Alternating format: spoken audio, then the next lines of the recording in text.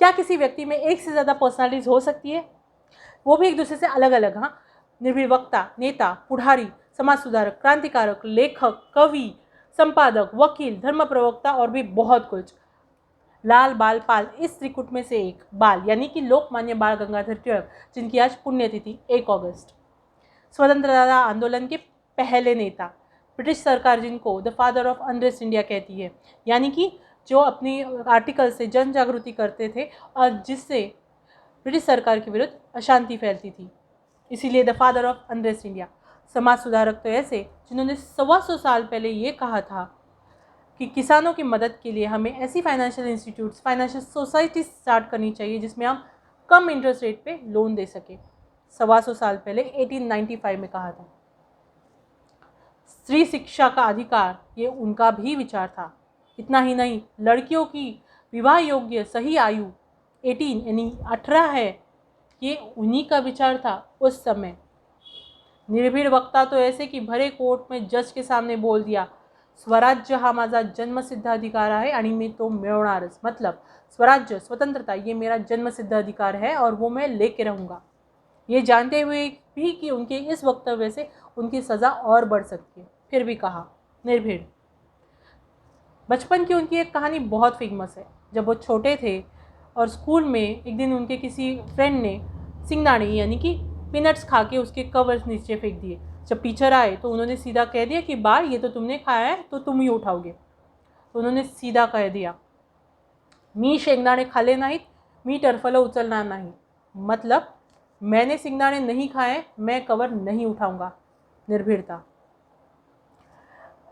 जब जन जागृति करने की बारी आई तब उन्होंने केसरी मराठी लैंग्वेज और मराठा इंग्लिश लैंग्वेज में ऐसे 2 न्यूज़पेपर स्टार्ट किए, यानी कि उन्होंने सेम टाइम में रीजनल लैंग्वेज के लोगों को भी टारगेट किया और ज़्यादा पढ़े लिखे जिनको इंग्लिश आती है उनको भी टारगेट किया और अपने आर्टिकल से सीधा सरकार पे कटाक्ष करते थे। जब पानी सर के ऊपर जाने लगा तब सरकारचं डोकं ठिकाणावर तर आहे का, मतलब सरकार का दिमाग सही सलामत तो है ना, ऐसा सीधा लिख दिया। इतना निर्भीड थे वो। जब वो तुरुंगवास में थे, मंडाले के तुरुंग में, उन्होंने कारावास भोगते वक्त दीवार पे गीता रहस्य ये ग्रंथ लिखा जो भगवत गीता के कर्मयोग का एनालिसिस है। एक अच्छे लेखक, अच्छे कवि, संपादक, निर्भीड वक्ता और बहुत कुछ। वैसे उनका एक कार्य तो ऐसा है जो हम सबके दिल के करीब है। उन्होंने सार्वजनिक गणेशोत्सव स्टार्ट किया।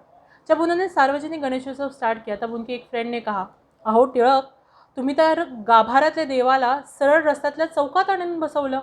मतलब टिळक, आपने तो मंदिर में बैठे हुए भगवान को सीधा सड़क पे चौराहे पे लाके बिठा दिया। तब उन्होंने कहा कि अगर लोगों में एकात्मता, सर्वधर्म समभाव, बंधुभाव ये बढ़ाना है तो मंदिर के भगवान को रास्ते में ही आके बैठना पड़ेगा। सोच, और उनकी यही सोच, और आज हम बहुत दिल से धूमधाम से सर्वधर्म समभाव ये भाव लेके गणेश उत्सव मनाते हैं। आज भी गणेश उत्सव के वक्त सारे धर्म, जाति, पंथ के लोग एक साथ आते हैं। उस टाइम जो उन्होंने सोचा वो आज भी लोग मानते हैं और उनके उस कार्य की वजह से लोगों में एकात्मता, सर्वधर्म समभाव ये भाव उत्पन्न हुआ था। इसीलिए ब्रिटिश सरकार को डिवाइड एंड रूल ये नियम लागू करना पड़ा। उनकी सोच, मराठी में कहा जाता है काळाच्या पुढचा विचार करणे, मतलब समय से पहले का विचार करने वाला नेता। ऐसे लोकमान्य बाल गंगाधर तिलक। वैसे मेरी और उनकी पहचान ऑफकोर्स इतिहास में तो हुई थी, पर सबसे पहली अगर मेरी कोई याद है उनके बारे में तो I was lucky enough to go Marathi language school. So sorry, I was lucky enough to go Marathi language school. तो हमारे स्कूल में 1 अगस्त यानी उनकी पुण्यतिथि के निमित्त पर वक्तृत्व स्पर्धा आयोजित होती थी। उसी समय से मुझे कम्युनिकेशन के बारे में थोड़ा इंटरेस्ट जागा जो आज मैं ऐसे कंप्लीट कर रही हूँ। वैसे ये सबसे भी बहुत ऊपर है लोकमान्य तिलक। आज मैंने बहुत कम शब्दों में बोला है। बस दुख किस बात का है कि हमारे सिलेबस में उनके बारे में सिर्फ एक ही पैरा बोला जाता है। उनके बारे में बहुत सारे पाठ्य पुस्तक में तो उल्लेख भी नहीं मिलता। बहुत सारे राज्यों में तो बच्चों को पता भी नहीं है कि लोकमान्य बाल गंगाधर तिलक एक्चुअली है क्या। बहुत सारे लोग तो उनको क्रांतिकारी नहीं, दहशतवादी भी कहते हैं, ऐसा मैंने सुना है, सच पता नहीं। पर सच्चाई सामने आनी चाहिए ना। स्वतंत्रता आंदोलन के पहले नेता, जिनको लोगों के बारे में इतनी चिंता थी, प्लेग के समय रास्ते पे उतरकर उन्होंने लोगों की सेवा की थी, ऐसे इंसान कहीं खो गए ना। उन्हीं को याद करते हुए आज का वीडियो उनके लिए समर्पित। आई एम सो सॉरी, आज मैंने थोड़ा एग्रेसिवली बात नहीं की है, क्योंकि लोकमान्य तिलक के सामने एग्रेसिव बात करना नहीं हो सकता। वो तो उन्हीं की स्पेशलिटी है ना। और बहुत कम मैंने उनके बारे में इंफॉर्मेशन दी, क्योंकि अगर मैं लोकमान्य तिलक के बारे में बात करते जाऊँ तो एक क्या 10 वीडियो भी कम है।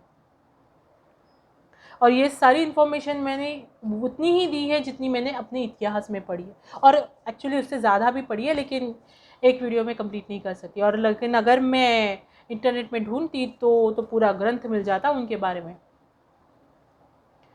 पर लोकमान्य तिलक को श्रद्धांजलि अर्पण करते वक्त आज का वीडियो मैं यही समाप्त करती हूँ। आज थोड़ा रिलैक्स होकर बात की, क्योंकि तिलक के बारे में बात करनी है। एग्रेसिवली बात करूँगी तो उनके सामने टिक ही नहीं पाऊंगी, है ना। Do subscribe and take care. घंटा बजाना बिल्कुल मत भूलना। और ये 13th वीडियो था 21 वीडियोज़ में से। कल फिर मिलूंगी। चला, बाय बाय।